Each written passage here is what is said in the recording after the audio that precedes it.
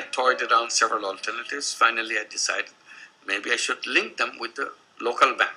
Bank is the one who should be lending money. This is their business. This is their job.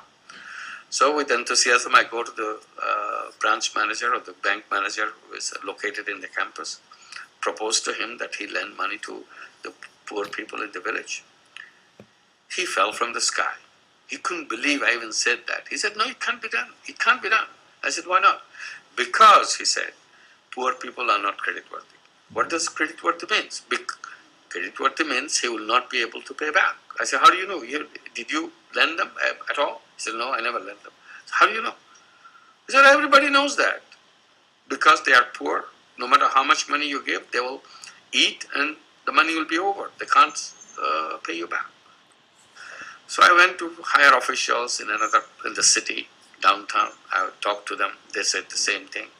So every time I go and see somebody, they tell me the same thing. And it went on for months. I couldn't find the door to open. Then I learned something from them and I used it. I said, why don't you accept me as a guarantor? I become your guarantor. I sign all your documents. Risk is on me, not on you. You give the money. I thought it's such a straightforward proposal, they will immediately go for it. They didn't. In all, there were more than 6 months. Finally, I was accepted as a guarantor. And it worked. I was very excited that it worked. But the bank manager doesn't change his mind. He said it may work in one village, but if you do it in 2 villages, it will never work. I said, okay, let me do it in 2 villages. So I did it in 2 villages, it worked.